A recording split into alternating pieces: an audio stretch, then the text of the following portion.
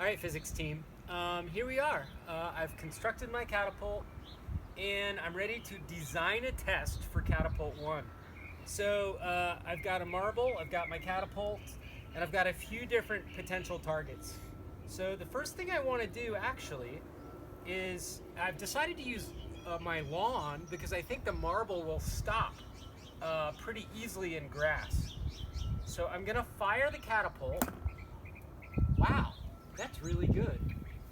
Fire my catapult a couple of times and I'm gonna get an idea of where my projectiles land. Let's go look.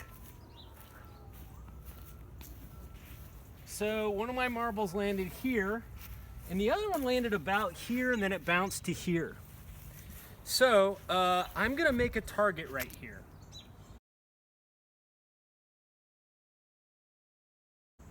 So I, probably like many of you, since I'm at home, I don't have access to a metric measuring device other than a ruler. So I'm gonna measure in inches and then I'm gonna multiply inches by 2.54 centimeters per inch to change all my measurements to centimeters. I'm gonna make a 34-inch square out of tape on the grass that marks out my target. In the center of my square, at 17 inches, which I'll then convert to centimeters, I'm gonna make the bullseye. Turns out I don't have a tape measure long enough to actually measure the distance between the center of my target and my catapult in a straight line. So I'm gonna do what a lot of you probably have to do. And I'm gonna use a ruler to measure instead. So come closer. Closer and look down here. So I wanna make sure that I'm using the starting line here and going to the 12-inch mark here. So 192 plus 12 is 204.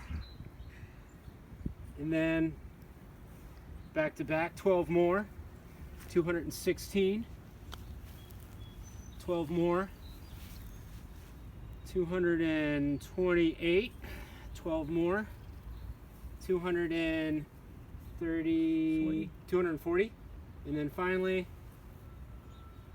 237 inches times 2.4 centimeters will give me my firing distance to the center of the target that is a 34 by 34 square. Right, now I can collect data. I'm gonna make one shot at a time. Oh God, that's terrible. Let me try again.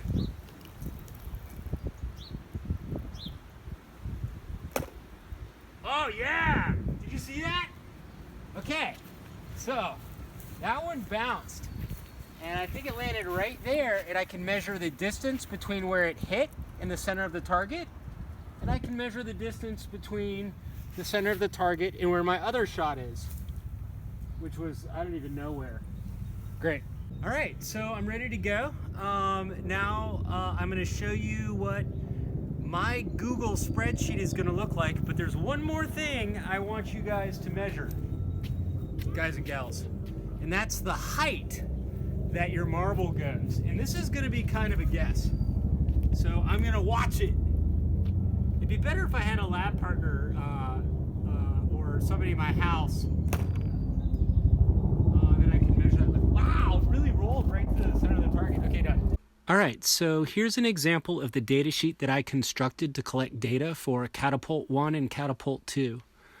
I'm thinking the only averages I'm gonna want is my average of average horizontal velocities and probably my average of distance from the center of the target. I think those two averages will be enough to assess the quality of my first catapult and compare it to the quality of my second catapult, as well as to assess whether or not my first catapult meets my hypothesis standards, which is that I can hit the center of a 34 by 34 inch, which of course I'd convert to centimeters first, hit the center of that target at least once, and land more than 50% of my shots within the target that I created.